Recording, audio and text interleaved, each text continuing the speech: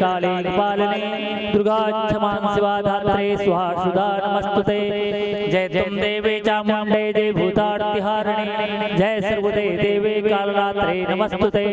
ओम तीक्ष्ण दर्शनं महाकायं कल्पान्तो धौणोपमं भैरवाय नमस्तुभ्यं मनोज्ञां दातुमर्हसे।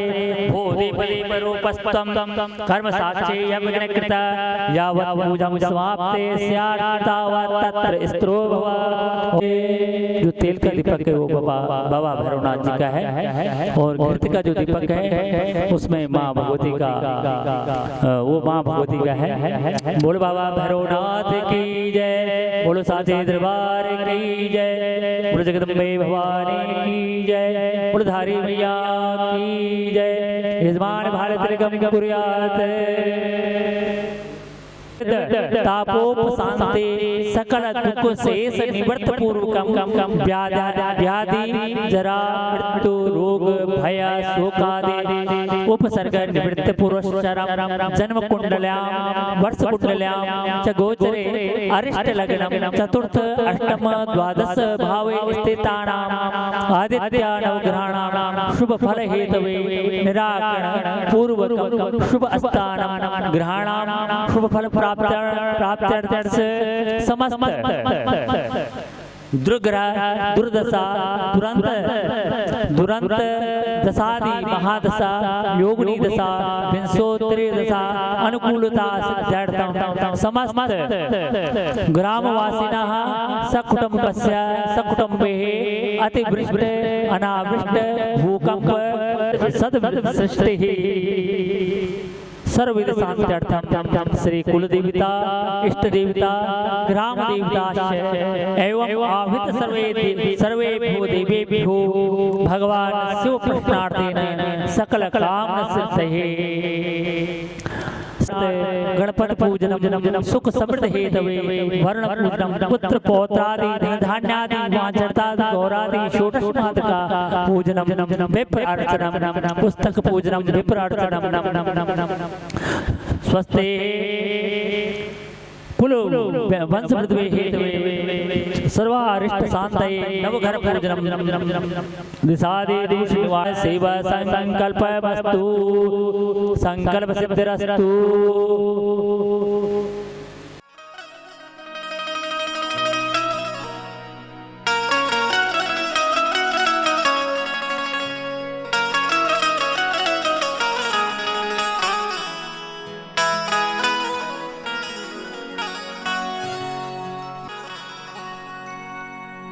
मेरा आपकी कृपा से सब काम हो रहा है। मेरा आपकी कृपा से सब काम हो रहा है।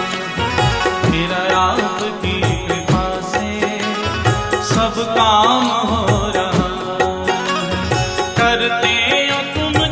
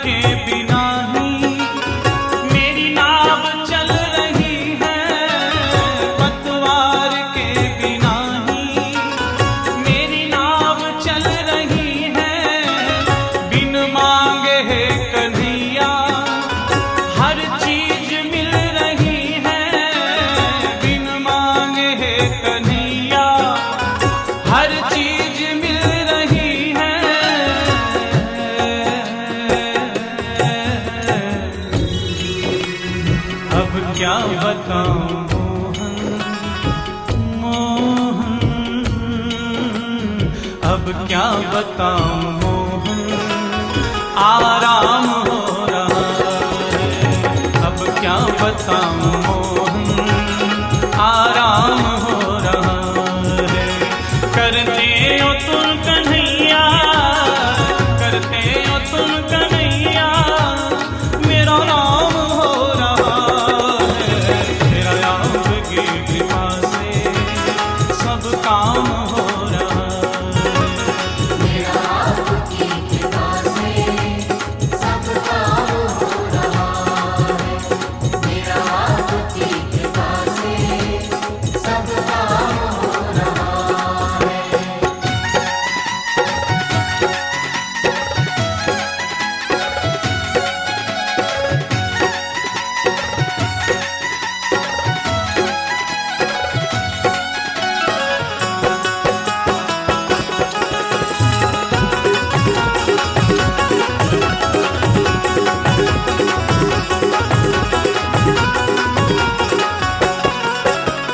मेरी जिंदगी में तुम हो, किस बात की कमी है। मेरी जिंदगी में तुम हो, किस बात की कमी है। मुझे और अब किसी की परवाह भी नहीं है। मुझे और अब किसी की परवाह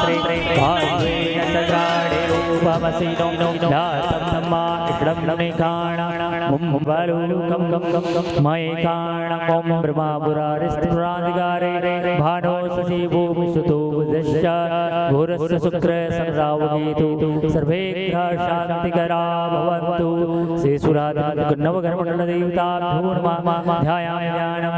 समर्पयामि पादयोर्पाद्योर् हस्तयोर्गे मुखे आत्मने सर्वांगे सुस्नाने मंगलम समर्पयामि एकतंत्रेण।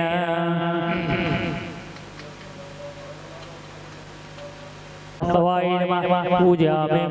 ओम चंड भैरवाय नमः पूजयामि। ओम क्रोध भैरवाय नमः पूजयामि। ओम उन्मत्त भैरवाय नमः पूजयामि।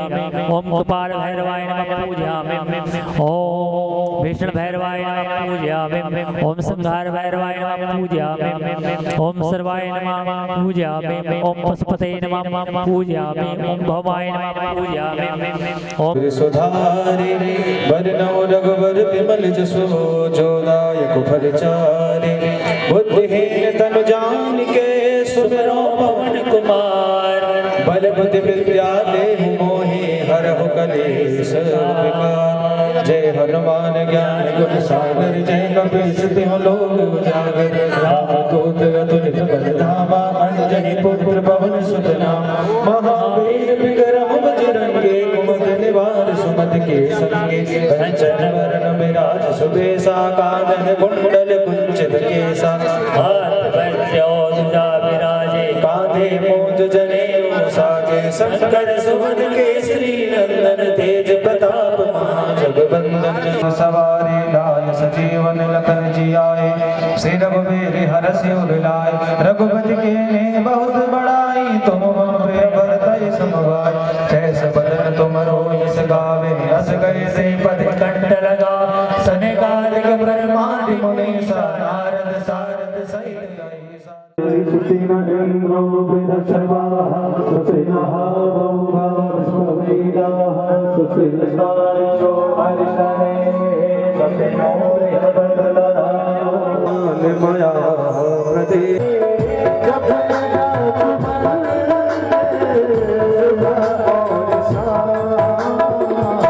श्री राम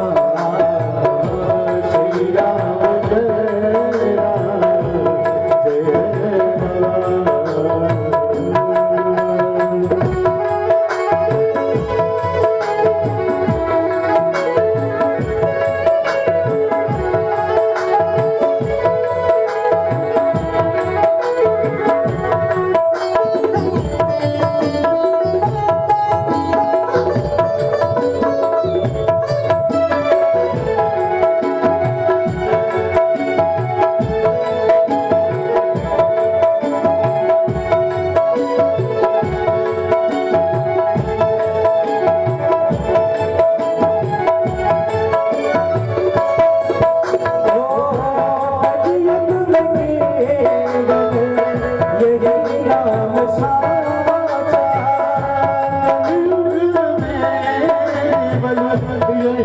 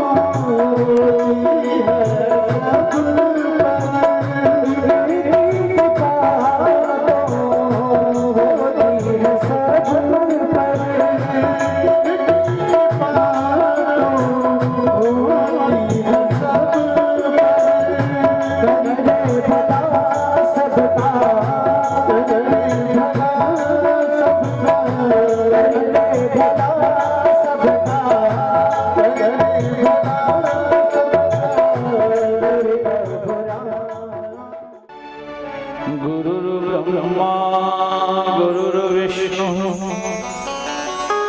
गुरुर्देवो महेश्वरः गुरुर्साक्षात् परब्रह्मा तस्मै श्री गुरुवे नमः।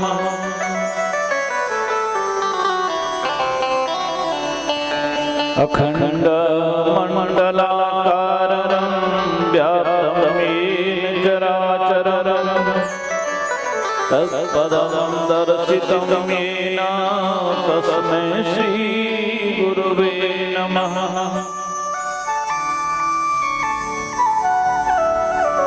ध्यानमूलं गुरुर्मूर्ति पूजामूलं गुरुर्पदम् मंत्रमूलं गुरुर्वाक्यं मोक्षमूलं गुरुर्कृपा। ब्रह्मानन्दं परम एकं नित्यं विमलमचलं सर्वधी साक्षिभूतं मायातीतं त्रिगुणरहितं सद्गुरुं तं नमामि। जेतुम्यस्य पुरं हरेण हरिणः व्याजार्वलिं वदनता सष्टुं वार्यभवो भवेन भुवनं शेषेण धरतुं धरा। पार्वत्या महिषासुरप्रमथने सिद्धाधिपे सिद्धये ध्यातः पंचशरेण विश्वजितये पायात्सनाननः।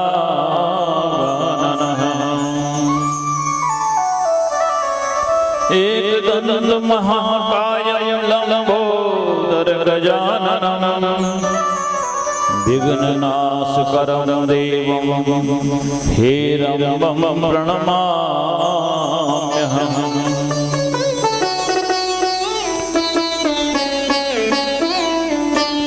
माता शैलसुता सपत्नी वसुधा श्रृंगारहारावली स्वर्गारोहण वैजयन्ती भगवती भागीरथी प्रार्थये। तत्तीरे वसतस्तदं पिबतः तद्बीजसु प्रेङ्खतः वन्दे देवोमापतिं सुरगुरुं वन्दे जगत्कारणं वन्दे पन्नगभूषणं मृगधरं वन्दे पशूनां पतिं वन्दे सूर्यशशाङ्कवन्निनयनं वन्दे मुकुन्दप्रियं वन्दे भक्तजनाश्रयं च वरदं वन्दे शिवं शङ्करं। नमः शिवाय शान्ताय कारणाय निवेदयामि चात्मानं त्वं गति परमेश्वरः। बोलो भक्तवत्सल भगवान की जय। बोलो गंगा मैया की जय। बोलो केदारनाथ धाम की जय। बोलो बद्रीनाथ धाम की जय। बोलो सब तीर्थन की सब भक्तन की सब पुराणन की सब ग्रंथन की सब ब्राह्मणन की यजमान परिवार की सब श्रोत्रिन की ओम नमः पार्वती पते हर हर महादेव। ओम हर हर महादेव। गुरु सत्य सनातन धर्म की जय, बोलो गंगा मैया की जय, गौ माता की जय, बोलो भारत माता की जय। उपस्थित सभी जितने भी महानुभाव हैं श्रीमद् भागवत श्री शिव पुराण की कथा को श्रवण करने के लिए आए हैं। आप सभी श्रोताओं का, यजमान परिवारों की ओर से हार्दिक अभिनंदन। आप सभी अतिथि गण जो भी आए आपका हार्दिक स्वागत है, अभिनंदन है। आप लोगों का धन्यवाद तथा व्यासपीठ की ओर से आप सभी लोगों के लिए मंगल कामना। भगवान शंकर आप सभी की मनोकामनाओं को परिपूर्ण करें, आपको सुखी बनाएं, आपके परिवार को भी सुखी बनाएं, आपके जीवन में हमेशा आनंद बना रहे, भगवत भक्ति आपके जीवन में निरंतर बनी रहे।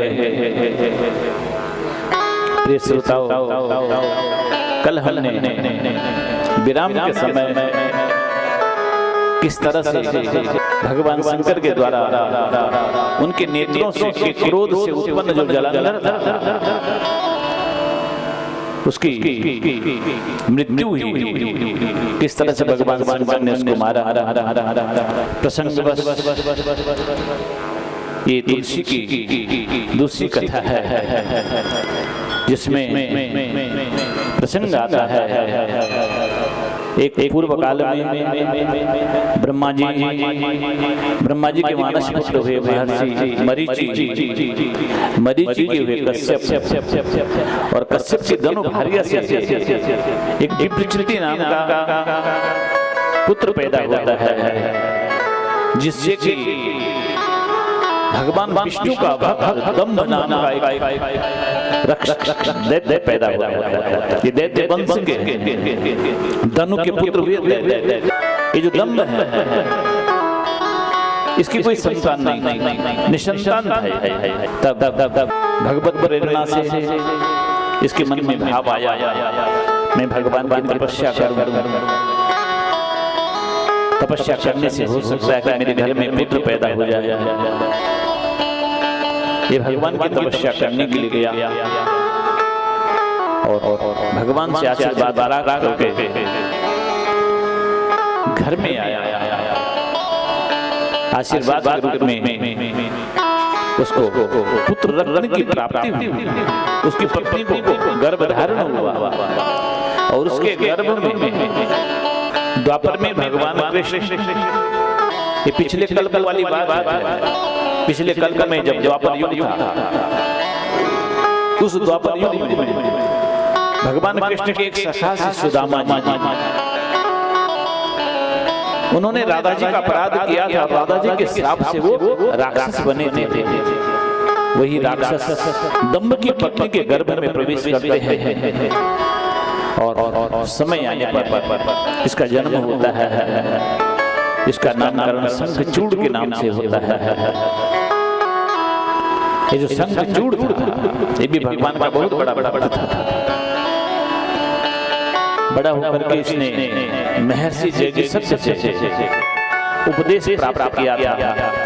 इसको महर्षि जयदिसप्त ने ब्रह्म विद्या का उपदेश दिया और उसके बाद इस शंखचूड़ ने पुष्कर क्षेत्र में जाकर के घोर तपस्या करी थी। इसकी तपस्या से प्रसन्न होकर ब्रह्मा जी वरदान देने के लिए आए और वरदान के साथ में जगत के जो मंगल करने वाले हैं, संसार के जो कल्याण करने वाले हैं, सर्वत्र जो विजय प्रदान करने वाले हैं, ऐसे परमात्मा श्री कृष्ण के दिव्य कवच का इसको उपदेश दिया। भगवान कृष्ण का जो ये दिव्य कवच है, जिसको धारण करने से मनुष्य निर्भय बन जाता है, निरोग बन जाता है, अमर बन जाता है। और उसके बाद ब्रह्मा जी ने कहा कि बेटा तुम बद्रीनाथ में जाओ। इस समय बद्रीनाथ में धर्मध्वज की पुत्री जिसका नाम तुलसी है, वो तपस्या कर रही है पति प्राप्त करने के लिए। तुम जाकर उसके साथ में विवाह कर। ब्रह्मा जी के वचन को सुनकर और ब्रह्मा जी के द्वारा प्रदत्त जो कृष्ण कवच था उसको धारण करके गले में बांध करके वो तुलसी को पाने के लिए बद्रीनाथ की ओर प्रस्थान करता है। शंखचूड़ ने जाकर के तुलसी से अपना परिचय दिया तथा अपने मन की बात तुलसी से कहा। तुलसी से जब विवाह की प्रस्तावना रखी इसने तो तुलसी ने कहा कि महाराज ये जो नारी जाति है ज्ञानियों के लिए बंधन का कारण बनती है। नारी जाति मोहनी च ब्रह्मादीनां विशोपमः निंदा दोष करी माया श्रृंखला यन श्वासपामि चः। ये जो नारी जाति है ये मोहनी का काम करती है। ब्रह्मादीनां विशोपमः, ब्रह्मादि देवताओं के लिए भी विष के समान है। निंदा दोष करी माया, ये निंदनीय है, दोष करने वाली है, माया है। और विद्वानों के लिए श्रृंखला के समान काम करती है। इसलिए तुलसी मैया कहती है कि तुम अपने गंतव्य को ऊपर चले जाओ। तब शंखचूड़ ने कहा देवी संसार में जितनी भी पतिव्रता स्त्री हैं उनमें तुम सर्वश्रेष्ठ हो। हे शोभने, मैं ब्रह्मा जी की आज्ञा से तुम्हारे पास आया हूं और तुमसे गंधर्व विवाह करना चाहता हूं। हे देवी, देवताओं का दलन करने वाला धनुवंश में उत्पन्न दंभ का पुत्र मेरा नाम शंखचूड़ है। मैं श्री कृष्ण भगवान का सुदामा नाम का जो पार्षद था मां राधा के श्राप से इस समय दानव कुल में उत्पन्न हुआ। तुलसी देवी ने कहा तुमने अपने सात्विक विचार से मुझे पराजित कर दिया है, क्योंकि तुमने मेरे पास आकर के सत्य भाव से अपने मन का भाव प्रकट किया है। वही पुरुष संसार में धन्य है जो स्त्रियों से कभी पराजित नहीं होता। ध्यान देना है इन शब्दों पर, वरना स्त्रियों से पराजित पुरुष निंदा का पात्र होता है। स्पष्ट शब्दों में शिव महापुराण में तुलसी के वचन है सधन्य पुरुषो लोके न स्त्रिया यह पराजिता। वही पुरुष धन्यवाद का पात्र है, सम्माननीय होता है, जो कि स्त्रियों के द्वारा पराजित नहीं होता, अर्थात स्त्रियों के बस में रहने वाला नहीं होता है। भाव समझना, शब्दार्थ पर मत जाना, शब्द के भाव को समझना। सुधे स्पष्ट शब्दों में तुलसी मैया कहती है सुधेत विप्रोदसाहेन जात के सूतके क्षत्रियो दाहे द्वादशाहेन वैश्य पंचदशा शूद्रो मासेन सुधेतः इति वेदान शासनन न शुचि स्त्रियाजितः कदापि जितादाह विना पुमान्। हमारे शास्त्रों में दो तरह के सूतक बताए गए हैं, जातक सूतक और मृत सूतक, जन्म का सूतक और मरने का सूतक। इन दोनों सूतकों का जो दोष होता है ब्राह्मणों के लिए 10 दिन का, क्षत्रियों के लिए 12 दिन का और वैश्यों के लिए 15 दिन का, और जो चतुर्थ वर्ण है इनके लिए 1 महीने का सूतक माना जाता है। तुलसी मैया कहती है ये इतने दिनों के बाद शुद्ध हो जाते हैं, लेकिन जो प्राणी, जो पुरुष स्त्रियों के बस में होते हैं, जो स्त्रियों से पराजित हो जाते हैं, उनकी कभी शुद्धि नहीं होती है। उनकी सिद्धि तो तब जब चिता में उनका शरीर दाह हो जाता है, तब जाकर के उनकी शुद्धि मानी जाती है। निंदति पितरो देवा मानवः सकलाश्चेतम्। ऐसे पुरुष की निंदा पितरो देवा, पितृ भी और देवता भी ऐसे पुरुष की निंदा करते हैं। न गृह्णन्ति इच्छया पितरः पिंड तर्पणम्। ऐसे पुरुष के हाथों द्वारा दिया गया जो पिंडदान होता है, तर्पण होता है, उसको पितृ स्वीकार नहीं करते हैं। न गृह्णन्ति सुरास्तेन तत्तम पुष्पम फलादिकम्। उसके हाथों से दिया गया पत्र पुष्प या फल जो भी पूजा की सामग्री होती है ना, उसको देवता भी स्वीकार नहीं करते हैं।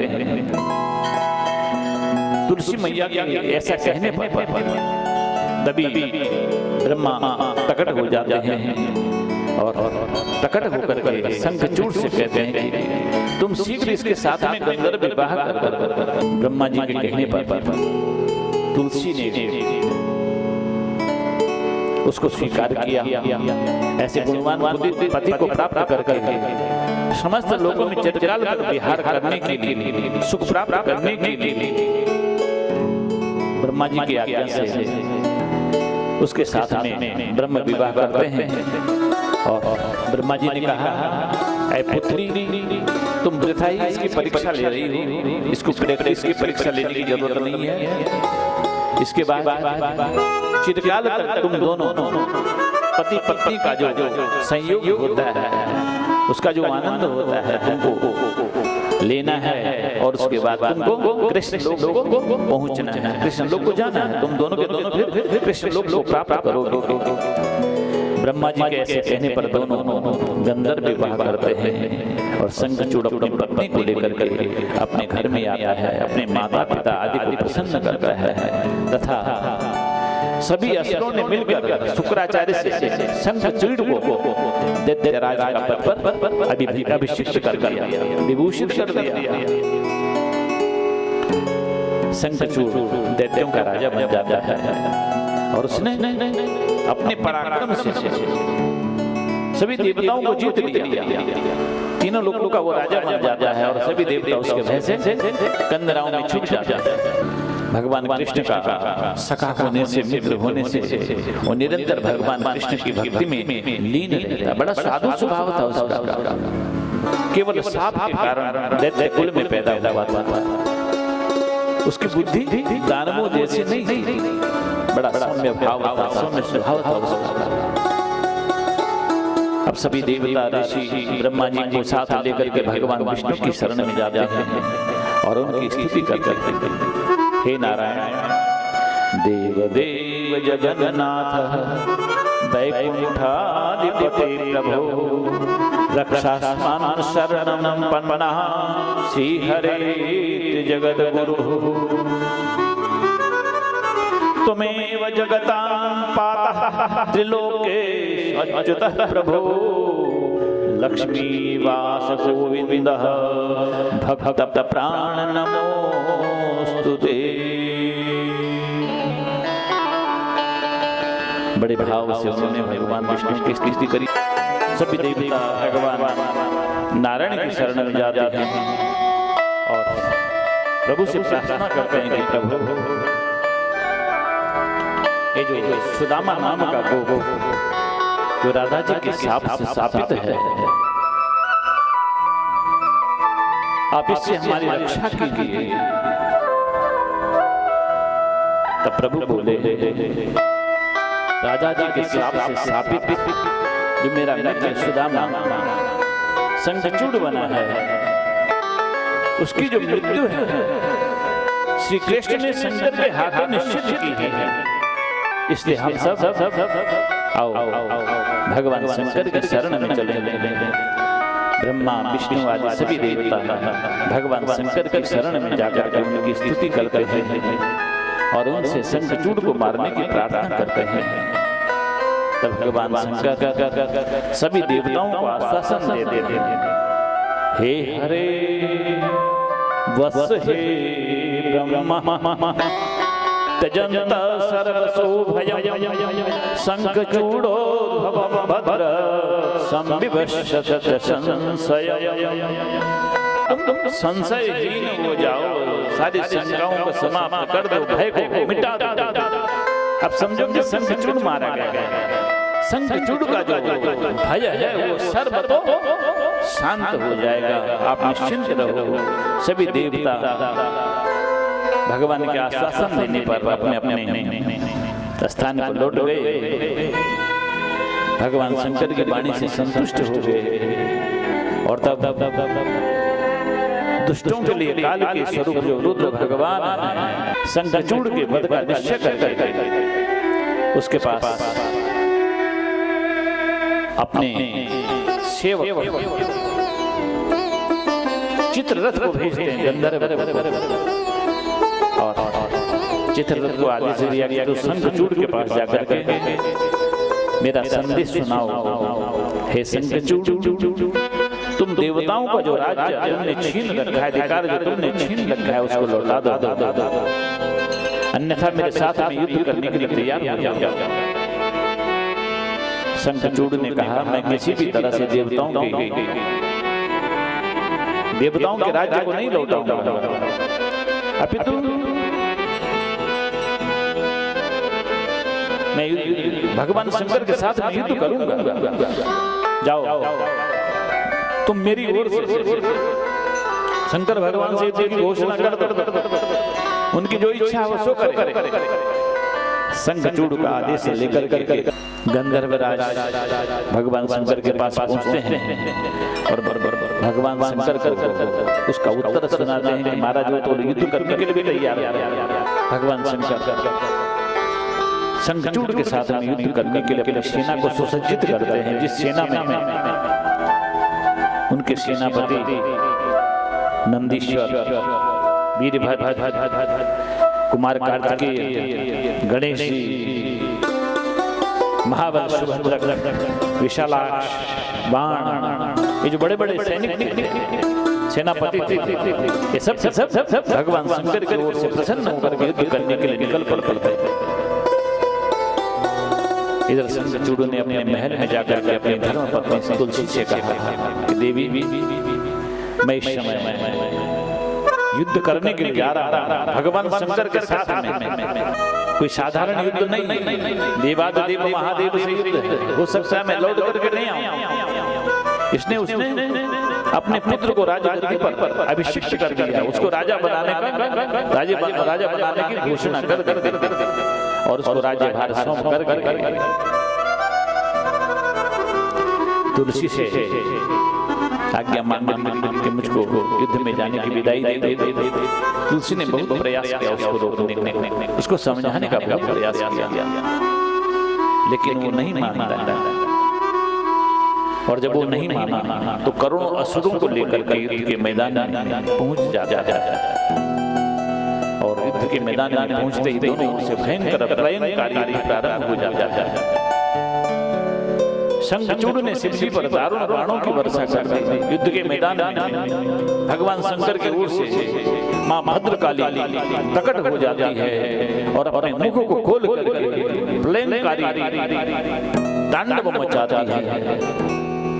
बोलो भद्रकाली मैया की जय।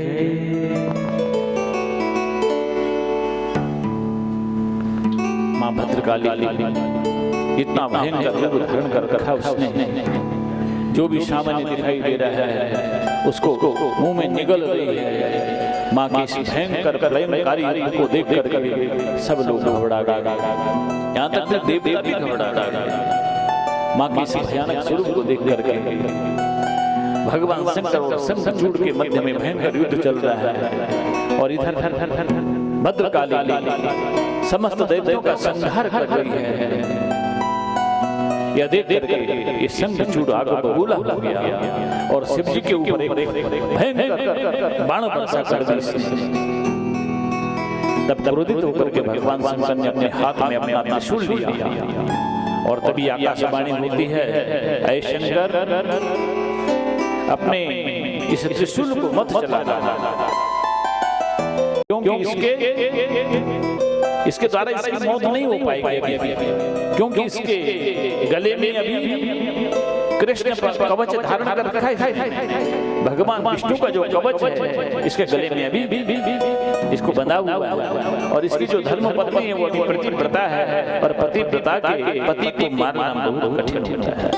इसलिए किसी भी तरह से इसके गले से जब तक ये विष्णु कवच और इसकी पत्नी का पतिव्रता का हरण नहीं होगा, पतिव्रता धर्म का, तब तक तुम इसको मार नहीं सकते हो।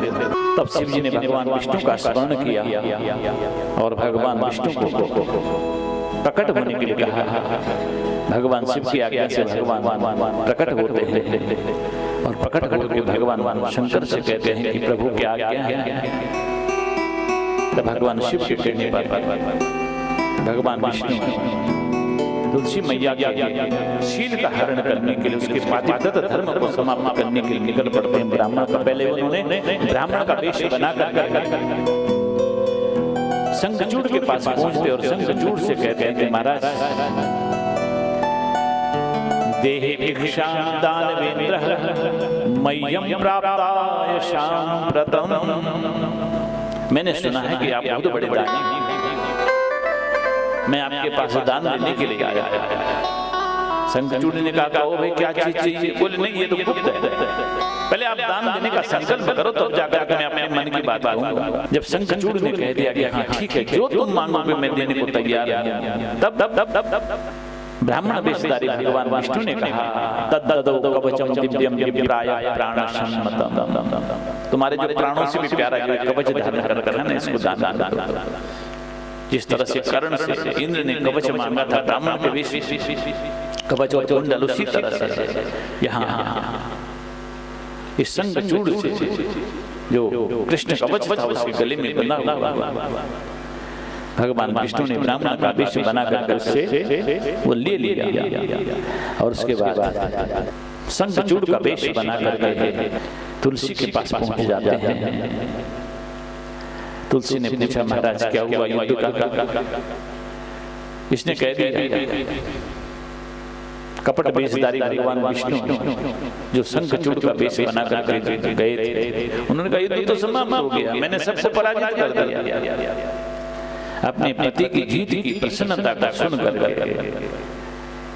तुलसी अपने पति का स्वागत करती है, सम्मान करती है और सुंदर श्रृंगार करके अपने पति के मनोरथ को परिपूर्ण करती है। लेकिन रमण करते हुए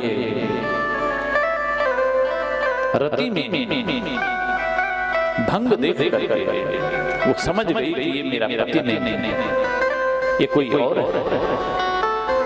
तब उसने क्रोध में आकर पूछा भाई तू कौन है जो तूने मेरी पतिव्रता व्रत का भंग किया? तब भगवान विष्णु उसके सामने खड़े हो जाते हैं। इधर उसके पतिव्रता व्रत का पतिव्रत धर्म का भंग हुआ और उधर भगवान शंकर एतस्मिन् अंतरे शंभुः मारे स्ववचः प्रभु शंखचूड़ पदार्थाय शूलं जगराय प्रज्वलतः तत्शूलं विजयं नामं शंकरस्य परात्मनः स च काशे सर्वा रोदसी प्रकाशय। भगवान शंकर ने अपना विजय नाम का त्रिशूल हाथ में ले लिया जो तीनों लोगों को उद्दीप्त करता हुआ उसके प्रकाश से तीनों लोग उद्दीप्त हो रहे हैं। तत्शूलं विजयं नामं शंकरस्य परमात्मनः स च काशे सर्वाः समस्त दिशाओं को प्रकाशित करने वाला कोटि मध्याह्न मार्तंड प्रलयाग्नि शिखो मानो जो मध्याह्न का सूर्य की ताप जितनी भयंकर होती है उतनी भयंकर ताप उससे निकल रही है। दुर्निवार्य दुर्दर्श मभ्यर्थम वैदिघातकम, जिसका कोई सामना नहीं कर सकता है, जिसका कोई प्रतिस्पर्धी नहीं है, ऐसा भयंकर जो घातक त्रिशूल है भगवान शंकर ने हाथ में लेकर के ये व्योमनितच्छूलम शंखचूड़ो परिक्षयातः हाथ में लेकर के उस भयंकर शूल को उन्होंने शंखचूड़ के ऊपर छोड़ दिया। चकार भस्म तत्शीघ्रं निपत्य शिव शासनात्, शिव के घात करने में ये भयंकर त्रिशूल आकाश से सीधा शंखचूड़ के ऊपर गिरता है और शंखचूड़ के शरीर को भस्म कर देता है। शंखचूड़ मारा जाता है। इधर जब तुलसी ने ऋतुकाल में आकर्षण का व्यतिक्रम देखा तो तर्क से ये सब जान लिया उसने कि कोई और है। क्रोध में आकर के तुलसी कहती है, ऐ कपटी, तू कौन है जिसने मेरे सतीत्व को नष्ट किया है? मैं तुझे अभी श्राप दे देती हूं। तुलसी के वचन सुन करके साप के भय से भगवान विष्णु अत्यंत मनोहर रूप को धारण कर उसके सामने खड़े हो जाते हैं। विष्णु को पहचान करके तुलसी ने क्रोध से कहा, तुम में लेश मात्र भी दया नहीं है, तू कितना निष्ठुर है जो मेरे पति व्रत धन को तूने भंग किया, मेरे पति को मरवाया है। तू पत्थर के समान निर्दयी है, जा तू मेरे साप से पाषाण बन जा, पत्थर भर। मेरा जो पति थी निरपराध था और हमेशा वो तो तुम्हारी भक्ति करता था और तुमने मेरे निरपराध पति का वध करने के लिए इतना बड़ा कपट किया है मेरे साथ में छल कर। इस तरह से तुलसी शोक से विवल होकर के रोने लगी, विलाप करने लगी। रोती हुई तुलसी को देख करके भगवान शिव का ध्यान करते हैं और शिव जी प्रकट होकर के रोती हुई बिलखती हुई तुलसी से कहते हैं, तुलसी मारोदी तुलसी मारोदी तुलसी तम ही भुक्ते कर्म फलम जन सुख दुखादानोप्यस्ति संसारे कर्म सागरे। ए तुलसी मारोदी मत रो बेटे, ये तो कर्म फल है। कर्म फल का भोग तो हर किसी को भोगना पड़ता है। अगर तेरा पति इस तरह से अहंकार में आकर के दूसरे के हिस्से का हनन नहीं करता, देवताओं के अधिकार को नहीं छीनता, दूसरे को दुखी नहीं करता, तो आज तेरे पति की दुर्दशा नहीं होती, वो मारा नहीं जाता है। सुख दुखदा नकोप्यस्ति, दूसरे को सुख देने वाला अथवा दुख देने वाला कोई नहीं होता है। संसारे कर्म सागरे, संसार में केवल अपना कर्म ही उसके लिए सुख और दुख का दाता होता है। तपस्तया कृतं भद्रे तस्यैव तपस फलं तदन्यथा कथं स्यात् जातं तयि तथा च ततः। ऐ देवी, उसने तपस्या के कारण तप के बल से तुझको प्राप्त किया है, अन्यथा वो तो राक्षस था, भला तुझको कैसे पापा। बेटी, अब मैं तुझे आज्ञा देता हूं, तू इस शरीर को त्याग दे। तेरे शरीर से एक नदी की उत्पत्ति होगी। इदम शरीरम त्यक्त्वा च दिव्य देहं विधाय च, शरीर को त्याग करके तू दिव्य देह को धारण करेगी। रमस्व हरणादि नित्यम रमया सतशिवा, और इस शरीर को त्याग करके दिव्य देह धारण करके जिस तरह से लक्ष्मी नारायण के साथ में रमण करेगी करती है, उसी तरह से तू भी नारायण के साथ में रमण करेगी। नदी रूपा भवेदिह, तेरा जो शरीर है नदी के रूप में परिवर्तित हो जाएगा।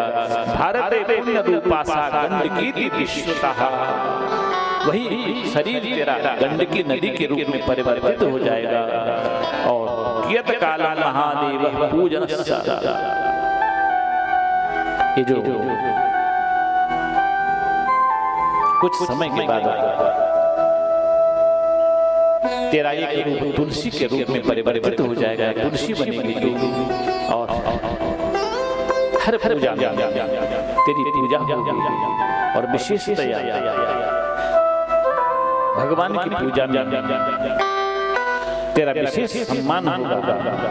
कियत कालम महादेवी देव पूजन साधने प्रधान रूपा तुलसी भविष्यति बरे, मेरे प्रदान से तो तुलसी बनेगी और विष्णु की पूजा में तेरा विशेष महत्व माना जाएगा।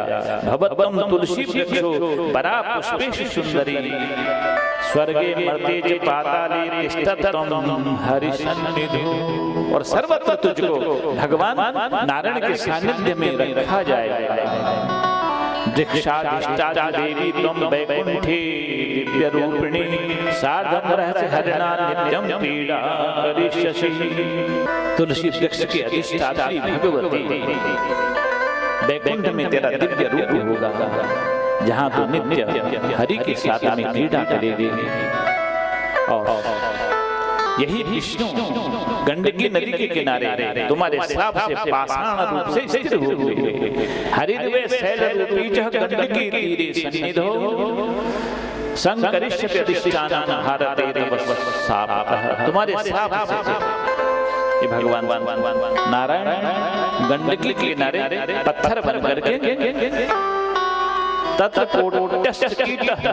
तीक्ष्ण दृष्टा भयंकर, वहीं पर उस पत्थर को कीड़ा काटेगा। और संकरिष्यतिष्ठानं भारते तव शापः तत्र कूटस्य कीटस्य तीक्ष्ण दृष्टा भयंकर तत्शिखा कुहरे चक्रम करिष्यन्ति तदीयकम्। और उसके अंदर भगवान के जो चिन्ह हैं, चक्र शंख आदि, ये कीड़ा उनको उस पत्थर को काट करके उसमें इन दिव्य चिन्हों का निर्माण करेगा और उसका नाम पड़ेगा सालग्राम। बोल सालिग्राम भगवान की जय। सालग्राम शिला विष्णु तुदश्या तव संगमः। हे देवी, सालिग्राम भगवान नित्य तुम्हारा सानिध्य को प्राप्त करेंगे। बिना तुलसी के सालिग्राम की पूजा नहीं हो पाएगी। सदा सादृश्य रूपाया बहु पुष्पुण्य विवर्धनी तुलसी पत्र विच्छेदम सालग्रामे करोदिया। जो भी व्यक्ति सालिग्राम से तुलसी को अलग करेगा ना, तो स्पष्ट रूप में लिखा हुआ है तस्य जन्मांतरे भद्रेष्टि विच्छेदो भविष्यति। उसका हमेशा अपनी पत्नी से विच्छेद, पति पत्नी का कभी नहीं बनेगा आपस में, हमेशा झगड़ा। तुलसी पत्र विच्छेदम संगम हित्वा करोदिया। सालिग्राम से तुलसी पत्र और शंख, ये तीन चीज भगवान नारायण के सानिध्य में जरूर होने चाहिए। सालिग्राम के सानिध्य में तुलसी पत्र और शंख। भार्याहीनो भवत्सोपि रोगी स्यात् सप्त जन्मसु। जो भगवान के सामने से तुलसी पत्र और शंख को अलग करता है, उसकी पत्नी वो पत्नीहीन हो जाता है। रोगी स्यात् सप्त जन्मसु, और 7 जन्मों तक वो रोगी बनता है। जो बिना शंख के सालिग्राम शिला से तुलसी का प्रयोग करता है, वह भार्याहीन होता है, रोगी होता है। तुलसी सालग्रामश्च शंखश्चक्रे एकत्र एव हि यो रक्षति महाज्ञानी स भवेत् श्री हरिप्रिया। और जो एक जगह पर तुलसी को भी, शंख को भी और भगवान सालिग्राम को विराजमान करता है, महाज्ञानी स भवेत्, वो बहुत बड़ा ज्ञानी होगा, भगवान का भक्त माना जाएगा। तुलसी तथा विष्णु भगवान को इस तरह से भगवान शंकर समझा करके अंतर्धान हो जाते हैं। शिव जी के वचनों को सुन करके तुलसी प्रसन्न हो गई और तुरंत ही उस शरीर को उसने छोड़ दिया और दिव्य देह को धारण किया। विष्णु भगवान के वैकुंठ में चली जाती है। बोलो तुलसी मैया की। तुलसी के द्वारा उस परित्यक्त शरीर से गंडकी नदी का प्रादुर्भाव होता है, गंडकी नदी बनती है। मनुष्य के कल्याण के लिए भगवान विष्णु गंडकी के तट पर सालग्राम शिला हो जाते हैं। उन सालग्राम शिला में कीड़ा अनेक प्रकार के चित्र करते हैं। जो शिला जल में गिर जाती है वह महान पुण्यदायक होती है। गंडकी नदी के किनारे उसी पर्वत पर, उसी शिलाखंड पर कीड़े उससे पत्थर को काटते हैं और जो पत्थर काट करके गंडकी नदी में गिर जाते हैं वही सालिग्राम बनते हैं। जो इस पुण्यदायक शिला को अपने घर में विराजमान करते हैं, उस घर में कभी कोई रोग व्याधि, कोई शोक वहां आ नहीं सकता है। भगवान हमेशा उस घर की रक्षा करते हैं। कहते हैं कि जो स्थल में, जिस स्थल में ये पुण्यदायक शिला नहीं होती है, उस घर में हमेशा संताप बना रहता है। कभी भी नदी के बाहर जो शिला है उसको लेकर के कभी नहीं लाना चाहिए। कहते हैं कि वो जो शिला होती है उसका नाम पिंगला होता है, और वो जो उस शिला को जो अपने घर में रखता है वो हमेशा दुख प्रदान करती है। ये भगवान विष्णु का दिव्य महात्म्य है, पुण्यदायक है और भुक्ति मुक्ति प्रदान करने वाला है। बोलो भगवत्सल भगवान की जय, बोलो तुलसी मैया की जय। आज द्वादशी तिथि है, बड़ी पुण्य तिथि, इसको भगवान की तिथि भी माना जाता है। आज इस पुण्य दिवस पर अपनी वाणी से, अपने कानों से भगवान की दिव्य कथा का श्रवण कर रहे हैं। ये कथा बड़ी पुण्यदायी है। श्री हरि की प्रसन्नता के लिए ये कथा बहुत महत्व रखती है। ब्रह्मा जी नारद जी को दिव्य दिव्य कथाएं सुना रहे हैं। इधर व्यास भगवान सनत कुमार जी से प्रश्न पूछते हैं, महाराज मुझे अंधकासुर की कथा को सुनाइए। ये अंधकासुर कौन था? तब सनत कुमार जी कहते हैं कि व्यास जी, एक समय की बात है, परिहास में खेल में माता पार्वती शंकर भगवान के पीछे गई और पीछे से उनके दोनों आंखों को बंद कर दिया। और जैसे शंकर के नेत्र बंद किए, सदाशिव के ललाट से, भगवान शंकर के ललाट में जो आंख थी उससे एक तीव्र उष्णता अग्नि प्रकट होती है, जिसने माता के हाथ को जलाना शुरू कर दिया, गर्मी देनी शुरू कर उसकी गर्मी से मां के हाथ से पसीने की बूंद जमीन में गिरती है। उसी पसीने से एक महान भयंकर रूप राक्षस पैदा होता है, जो कि अंधा होता है।